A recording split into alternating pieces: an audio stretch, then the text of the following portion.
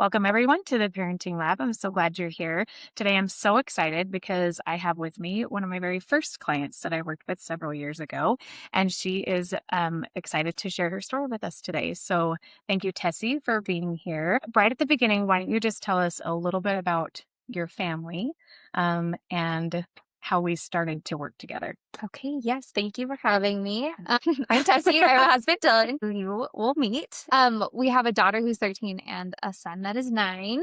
And actually, our son was in, you know this, but in Brittany's preschool. And um, she mentioned to me or to her, to the whole class, I think, Mhm. that you were starting parent coaching.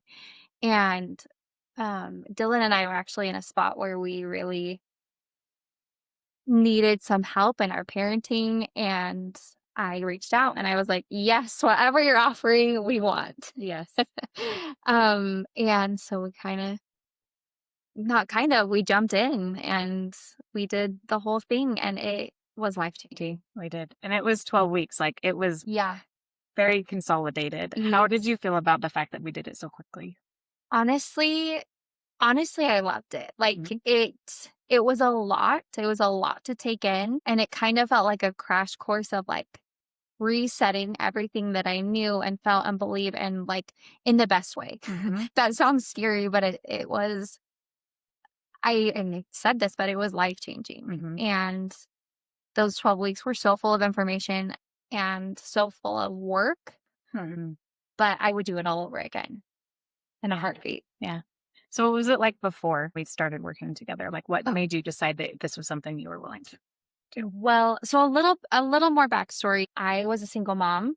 I had my daughter really young, Mhm. and um she was about 3 when Dylan and I got married, and it was quite a smooth transition at first. She loved him, and, he ended up adopting her, and he was just dad from that time moving forward, and it was a really smooth transition at first.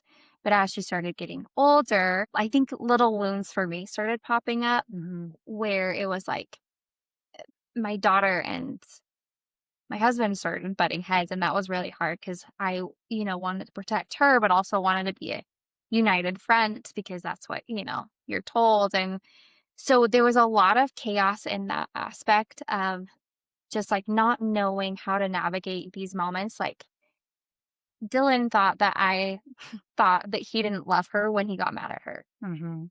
And I don't feel like that's necessarily true, but that's what he was feeling. I was just feeling like she's just a baby. Like I mean, she was 5 probably when it started. Like she's just little and she needs more love. And he was more authoritarian. And that just kind of grew. And so by the time my son was in preschool, my daughter would have been, let's see, 6, 7, 8, 9, 10. And it was, reaching those preteen ages, or 9, 9, 8, 9, I don't know. Mhm. 9. She was 9. Yeah. Oh, sorry. We got there. We got there. It's so hard to remember. But it was getting really to the point where she was so sassy, as a lot of little girls are. And Dylan was really, it was really hard for him to come Mhm. through that. And then it was hard for me. So it felt like we were all on separate teams, and I was bouncing back and forth, and they didn't know how to get along. And I'm like, you love each other though. And you're like, yeah, but, and so that was kind of where I was like, we have to figure something out. Mhm. And so when you brought that up, I was like, yes, we have to change something. Mhm. And even if it's me having better tools, if Dylan won't do this with me and I'm the only one, with these tools, at least that's gives me some more power in Mhm. this situation. And luckily, he did jump in, and that was great, and it changed our lives. I said that 5 million times. But it really it just overhauled our parenting, and Absolutely. it It was kind of great. intended to do that, Yes, but in the best way. in the best In way. the best way. Mhm. So what were some of the challenges that you discovered or that you kind of encountered during the process of our coaching together? Um, I realized that I was also a part of the problem.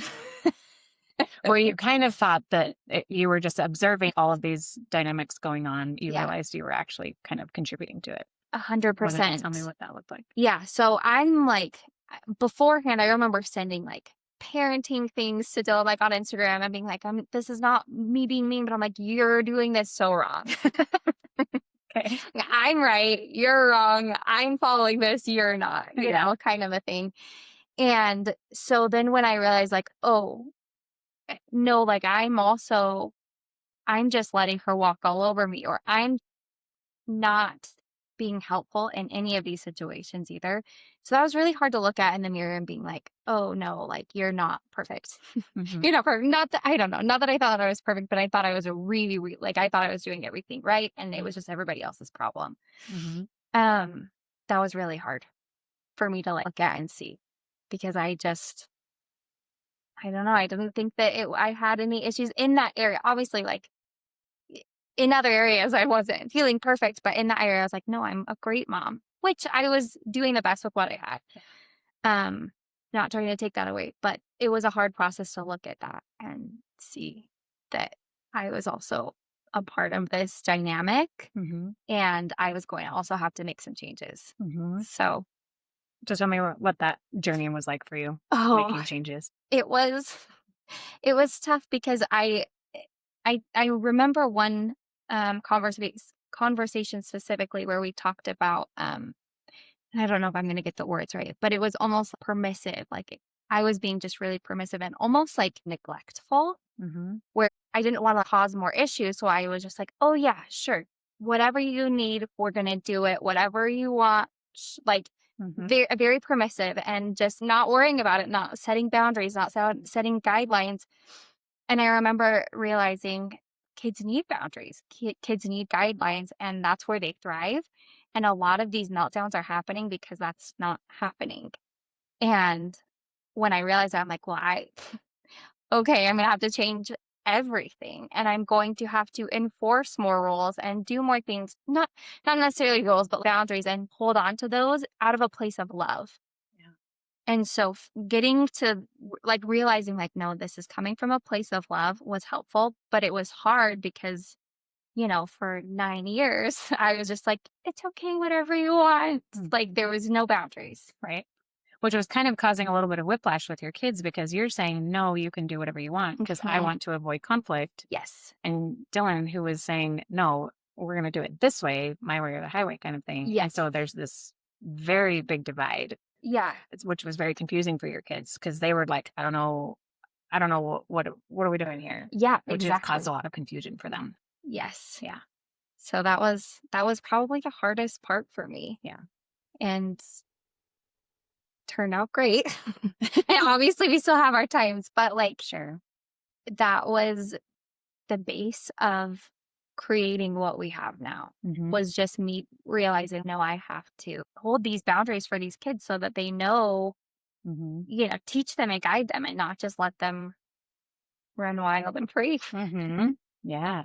So tell me what that felt like for you, because in the process of healing our parenting, it really comes through healing our own wounds, right? Mhm. So what kinds of things came up for you during that, or that have come up since then, maybe that have caused you to have to do some work here just for you? And Yeah. how has that affected your parenting then? There was a lot of realizing that my emotional needs weren't met as a child. Our parents go through their own things and they're living their own lives and only have the tools that they had Yeah. access to at the time.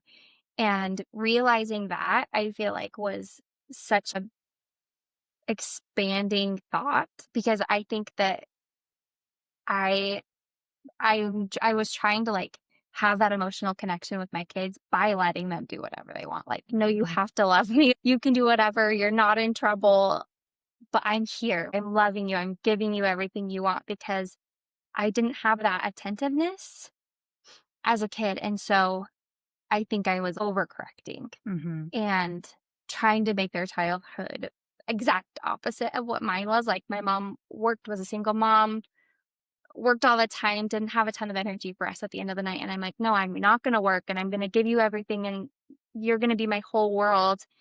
And that wasn't beneficial to them. Mhm. And I had to figure out how to fill that emotional gap in myself. Mhm. And that wasn't for them to even touch, or like, I want them to know that I love them, but that's it. Not like they have to love me, or I'm going to give you whatever you want. So I'm the best. Like, I don't know. That sounds so silly saying that out loud, but Well, it's this idea that love doesn't have to cost anything. yes. Like, it felt like love had a cost. Hmm. And so what we want is for love to flow freely between the members of our family, right? Yes. And so Yes. you were able to kind of recognize where those holes were. Yeah. And then how did you fill them? Oh, a lot of just taking time for myself, finding other moms, finding people, finding activities that I love that did not involve my kids. Like, Mhm. from the time I was 19 years old until however old I was when we did this a few years Mhm. ago, it was my whole world was my kids. And that was it. Yeah. And that wasn't healthy for me, and it wasn't healthy for them. And so finding things like exercising or meditating or just anything that sparks joy in me Yeah. outside of them started filling my cup. And I was able to kind of navigate. I mean, I'm still trying to navigate that a little bit here and there, but as I think we do as we Mhm. grow up and Yep. change. But I was able to just find myself outside of motherhood and take that pressure off of like my kids being my entire world, which I love them and they're amazing and wonderful and perfect. But I have to know who I am and be my own person. And I think that's a beautiful example to give to them too. Mhm. Yeah. I think also it helped me learn to be more intentional with my children. Like, instead of doing everything for them, it's like, hey, let's play a game together because I want to spend time with you. And this can be a fun activity, or just being so intentional with the time I'm spending with them, what I'm saying to them, instead of just like them being everything, giving them everything. It's like, no, I'm going to be more intentional with how I speak and how I spend my time with them. I feel like has also been a massive change. Yeah. Tell me about when we were working together and we had a lot of sessions together, Mhm. but tell me about a moment that really clicked for you where you're like, okay, that's what I was missing, or that really answered a question, or that really landed for me. Yeah. When we were talking about the core values at the very beginning, one of my core values was fun. Yeah. And this I sparked my remember the memory. story. Yeah. Yes. And my son at the time loved jumping on the couch, and it was such an issue. He always wanted to jump on the couch, and it was like, if I said no more jumping on the couch, he would lose it. Like, it would just be a huge meltdown. And I remember you just saying like, "Well, that's fun." And if fun is one of your core values, why does it matter if he's jumping on the couch? And I was like, "Oh, okay, I guess I see where you're coming from." It made me open up and realize like, okay, well, maybe fun isn't necessarily one of my core values. Or if it is, like, that has to be okay. Like, Mhm. I so Or which to was find a it? way to make it okay, right? Because Yes. it's not necessarily the couch jumping that's it. It's the Right. fact that mom's fun. I like fun. We're super fun. Yes. But But jump is still having fun. yes. It was that kind of dissonance that was Yes. just like, this is why Wait a there's minute. conflict. Mhm. And I love that you brought up the core values because I feel like that's where so much of our conflict in parenting happens is Yes. because we are parenting in a way that's not aligned Yes. with our values. And then we wonder why we're not satisfied. Why isn't Mhm. this working? Why don't I feel like I'm getting anywhere? And it's because it's not working here. So of course it's not going to work out here. And Yes. so yeah, I remember that conversation so clearly because it was like maybe you should either rethink the fun thing, like Mhm. maybe you're not as fun as you think you are, Yes. or or we need to approach this, preserve the fun, but do it in a way that has a boundary around it. Yes. So let's put a trampoline next to the couch, or Right. let's say you can jump on this couch, but not this couch. Like you Mhm. can jump in the basement, but not in the living room, Yeah. or whatever it was that we kind of, Yes, we ended up coming to a solution, and I don't remember exactly yeah. what it is, but it was like that, like, alignment Mm. piece that you mentioned, um, that really stuck out, and I feel like it really clicked. I was like, "Oh my gosh, I'm saying one thing, but I'm it's not reflecting in how I'm parenting." Mhm. And that was a real, like, aha moment of, like, a connection that, like, Mhm. I've gotta figure this out. Yeah. So how So has that carried forward then? How have you, like, taken that, like, "Oh, what I'm doing over here is not matching yeah.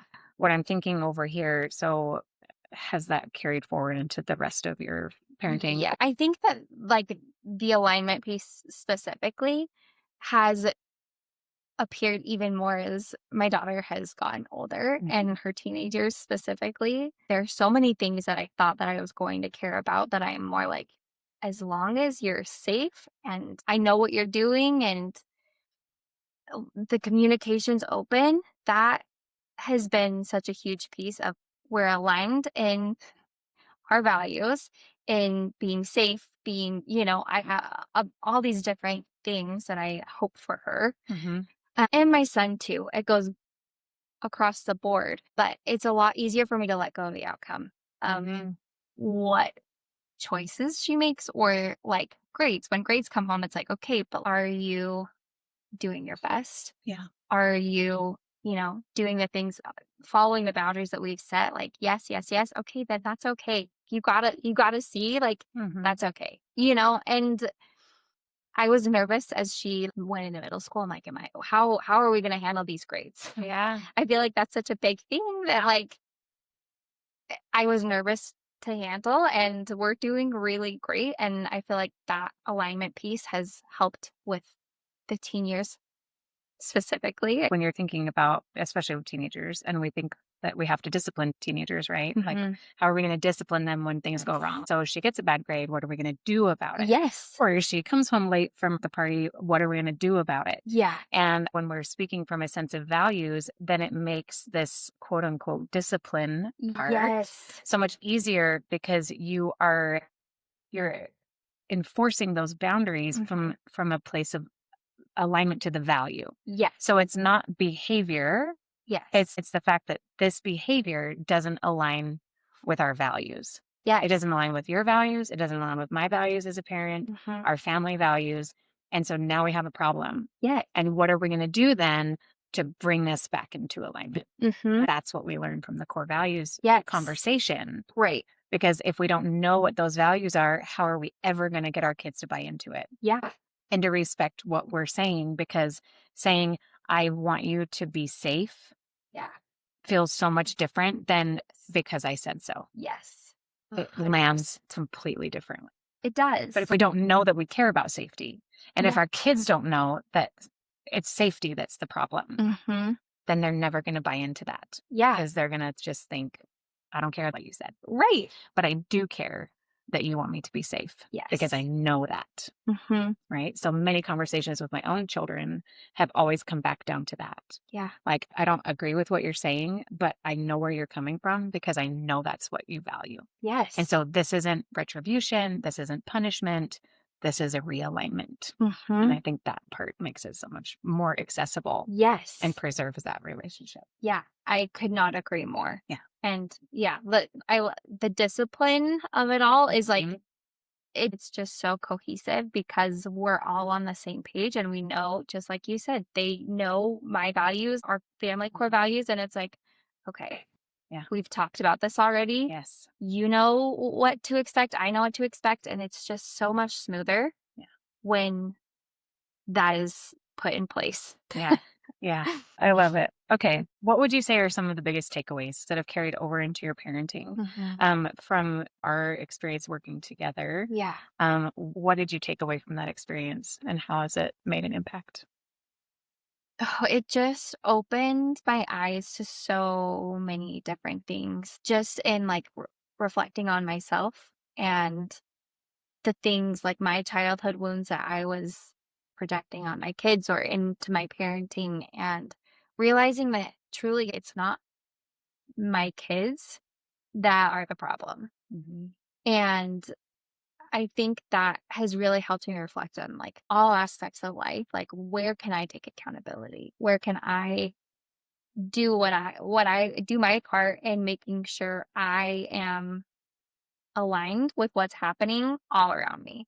And it's changed everything. The patience that I've gained for like holding space for myself when I am trying to work through these things, or if something comes up that I'm like, oh, where did that come from? A few weeks ago, my daughter wanted to do something that I felt was dangerous. And I told her no. And she was upset, but was like, okay, whatever, mom. And I said, but if you're going to do it, I would rather you just tell me and not lie about it. And she got really offended because she's like, why would you think that I would lie to you? And I'm mad because I'm like, you're gonna do it anyways. So just, but I was like, why was that the first thing that came to my mind? She really hasn't lied to me. She's not broken my trust up to this point of, saying she's gonna do one thing and then doing the opposite. And so I really had to I knew in my mind, I'm like, oh, that's what I would have done. Yeah. And I was able to kind of take that pause and like explain to her, like, hey, I'm so sorry. Like that wasn't after a while. Mhm. It took a minute for me to get there. It was not Yes. instant. Yes. But And you took the time to figure it out, yes. which I think maybe before you would not I have wouldn't taken the have. time. No, yes. And so like had that patience for myself specifically. I mean, I feel like I grew more patience for my kids and more Mhm. patience for my husband but the patience for myself mostly when things come up, because most of the time I feel like if I'm getting angry, I'm like, where is this? Why am I so angry? Mhm. That's not usually the first emotion that comes up for me, but it's helped me to stop and reflect on that and realize that there's probably something there that I need to kind of dig up and Yeah. figure out. So just honestly, the work of realizing that I have a lot more accountability over what happens in my home and my space was a huge, huge, huge takeaway for me. So what would you say to other parents? What encouragement would you offer? Just that you're doing great. You're doing better than you think you are. I think sometimes we're so hard on ourselves as parents, and that your kids are also really awesome. I think that's just a big thing that sometimes gets missed. And I know maybe that sounds harsh, but I think our kids take on a lot of our problems, or we put that responsibility on them where we are getting upset at them for things that are, more on us. And just to be patient with yourself and with your kids. Like that's the advice. I don't know. I don't even know if that's good advice, but patience with yourself as you're navigating this. Parenting is not always the easiest thing in the world. And learning things about yourself is also not easy. That's really tough. So just having patience and grace for Mhm. yourself as you're navigating parenthood is massive. Yeah. So you've done it both ways. You've done it on your own. You've done it within a coaching space. What does coaching add? What value do you Oh, think that it adds? everything. it It really is so helpful having someone walk you through or hold your hand or guide you through figuring out where you're going in Mhm. parenting. Because I think doing it alone wasn't going well for us at the time. It was a lot of contention. And just being able to talk through that with someone, even though it felt vulnerable, even though it was like, you're my son's preschool teacher. I don't want you to know how terrible our home life is. Not that it was that terrible, but I'm like, we're fighting all the time. Yeah. Want to put on this happy face. Yeah. But being vulnerable and just allowing someone to come in and be like, hey, there's a better way to do this, um, is so helpful. Mhm. And having those tools, being given tools and being coached through those tools and taught how to use them is so, so beneficial. So yeah, 100% do the coaching. Do the coaching. You heard it here. Heard it here first, folks. No, that's great. I look back and coaching you was so significant because you were my first clients. So there was a lot of learning for both of us in that process. I'm so grateful for you guys.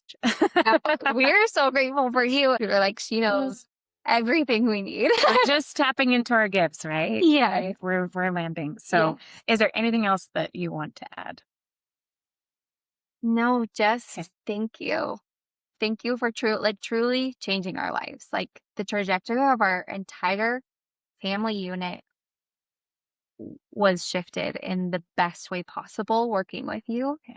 And I truly could not be more grateful. I'm so glad. Thank you so much. And I'm Thank so you. glad that you are here with me today. This is so great. I want to thank all of you for being here with us today. Please join us again next week where we will talk to Tessie's husband and you'll get his side of the story. And we will continue to explore the art and science of parenting and put your parenting to the test. We'll see you later.